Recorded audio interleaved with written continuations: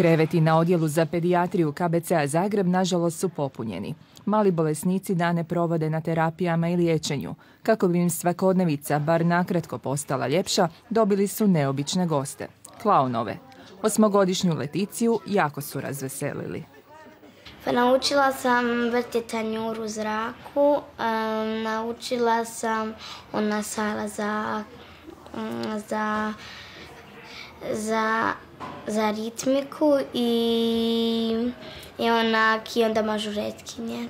Unatoč 1-godišnjem boravku u bolnici, angeli su dani ispunjeni. Uz igraone odem, malo se zabavim se u igraoni, lijepo se igramo, pravimo narukvice, ogrlice i to. Slično razmišlja i 7-godišnji Luka. Igrao sam, gledao neku igračku što mi je Veliko kupio i poslije sam htio crtati pa mi crtež nije valjao. Zajedno sa svojom sestrom Larom zabavljao se i u 4-dnevnom programu učenja cirkuskih vještina.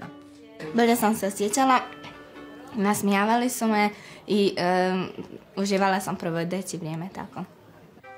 Sve što su naučili pokazali su na predstavi. Terapeutski učinak smijeha nije izostao.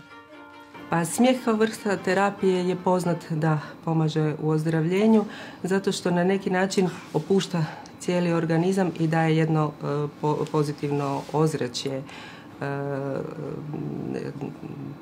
u bolesti, ali ne samo to, nego jednostavno daje nekakvu nadu, daje nekakvu želju u život.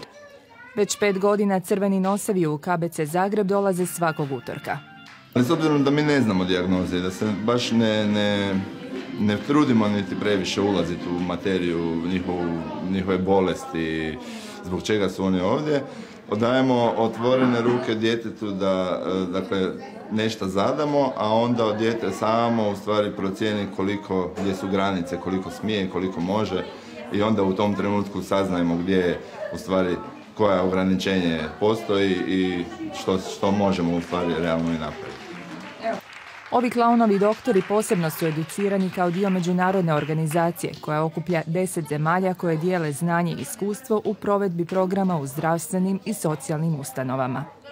Mi smo rekli da je tih 5 godina crvenih nosova za 50.000 osmijeha na lica bolesne djece i zaista je nevjerojatno stvari kad vidimo da smo mogli donijeti taj osmijeh diljem Hrvatske, skoro sve bolnice, da imamo takvu podršku građana, roditelja. Evo upravo danas jedan roditelj je rekao da osmijeh na licu bolesnog djeteta koji je izašla iz intenzivne nakon operacije, slika koja im je ostala u sjećanju, koji drže i gledaju ili im to daje snagu da će sve biti dobro. Kroz projekt Cirkus Pacijentus crveni nosevi uspjeli su razveseliti male pacijente i tako im olakšati put do oporavka.